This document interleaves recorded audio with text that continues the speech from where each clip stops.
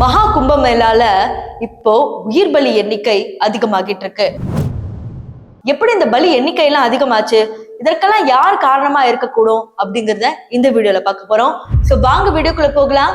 நான் உங்கள் சிவரஞ்சனி, சிகப்பு நாடாவில இருந்து. மகா கும்பமேளா அப்படிங்கிற இந்த பெரிய விழா பாத்தீங்கன்னா கிட்டத்தட்ட 144 வருஷத்துக்கு ஒரு முறை நடக்கிற ஒரு பெருவிழா. எப்பவே பாத்தீங்கன்னா நம்ம இந்தியால கூட்ட நெரிசலுக்கு பஞ்சமே கிடையாது. கிட்டத்தட்ட நம்ம மெரினா விஷயத்திலயும் பார்த்தாச்சு, ரீசெண்டா நடந்த அல்லு அர்ஜுன் விஷயத்திலயும் நம்ம பார்த்தாச்சு.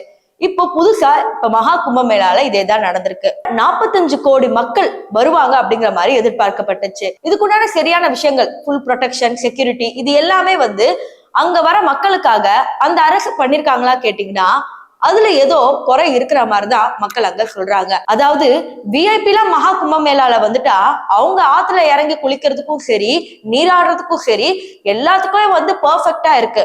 ஆனா சாதாரண மக்கள் அங்க வரணும்னா அது முடியாத ஒரு காரியம். நேத்து அமாவாசை அப்படிங்கறதுனால பல கோடி மக்கள் ஒரே இடத்துல இருந்திருக்கிறாங்க.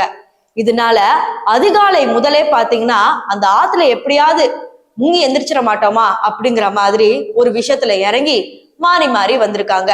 இதுல கூட்டு நெரிசல்ல சிக்கி காலையில இருந்து 5 பேர், 10 பேர், 15 பேர், இப்போ 30 பேர் இறந்து போயிருக்காங்க. இதுல டாக்டர்ஸ் என்ன சொல்றாங்கன்னா பலி எண்ணிக்கை கூடும், கிட்டத்தட்ட 1000 தாண்டறதுக்கு சான்சஸ் அதிகமா இருக்கு அப்படிங்கிற மாதிரி சொல்லியிருக்காங்க. கோடி மக்கள் கூடுற ஒரு இடத்துல ஒரு ப்ரொடெக்ஷன் கூடவா சரியா இருக்காது அப்படின்னு கேட்டீங்கன்னா இதற்கு நெட்டிசன்ஸ் என்ன கமெண்ட் பண்றாங்கன்னா 45 கோடி மக்கள் ஒரே இடத்துல கூடி வந்தா எப்பேற்பட்ட ப்ரொடெக்ஷன் போட்டாலும் யாராலையும் எதுவும் பண்ண முடியாது. அனுசரிச்சு போனோம். ஒரு இடத்துல கூட்டம் வருது அப்படின்னா கண்டிப்பா அதுக்கு நம்ம கரெக்டா இருக்காதுன்னு யோசிச்சு அவங்க தான் வீட்டுல இருக்கணும். அதற்கு சான்றா மெரினால ஒண்ணு நடந்துச்சு, அல்லு அர்ஜுன் புஷ்பா 2 படத்திலே நடந்துச்சு.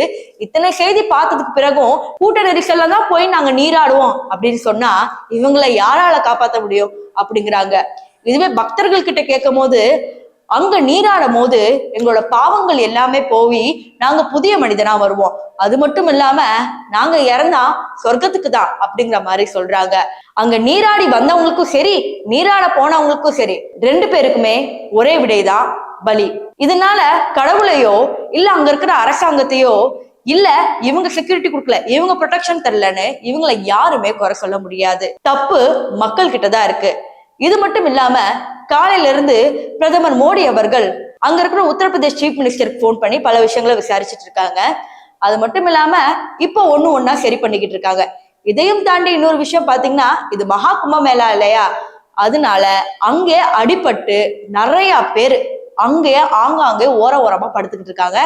இந்த காட்சிகள்லாம் சமூக வலைத்தளங்கள்ல பயங்கர வைரலா போயிட்டு இருக்கு. இதுல வேற நேத்து ஒரு ஆம்புலன்ஸ் வேற எரிஞ்சு போச்சு. இந்த மாதிரி சரியான கட்டமைப்புகளும் இல்லாம அளவுக்கு அதிகமான கூட்டமும் வந்தா என்ன ஆகும்? அதுக்கு இதுதான் பதில். எத்தனை தடவை இந்திய மக்களுக்கு கூட்ட நெரிசல் இருக்கிற இடத்துல போகக்கூடாது சொன்னாலும் அவங்க கேட்க போறது இல்ல. அட்லீஸ்ட் இதை பார்த்தாவது எவ்வளவு முக்கியமான நிகழ்வா இருந்தாலும் அங்க கூட்ட நெரிசல் இருந்தா குழந்தைகளையோ பெண்களையோ ஏன் நம்மளே போக கூடாது அப்படிங்கிற மாதிரி ஒரு விஷயத்த தெரிஞ்சுக்கணும். இதுல சோகமான ஒரு விஷயம் என்னன்னா அங்க பலி எண்ணிக்கை உயர்ந்தது வெறும் ஆண்களுக்கு மட்டும் இல்லைங்க, குழந்தைகளுக்கும் பெண்களுக்கும் தான்.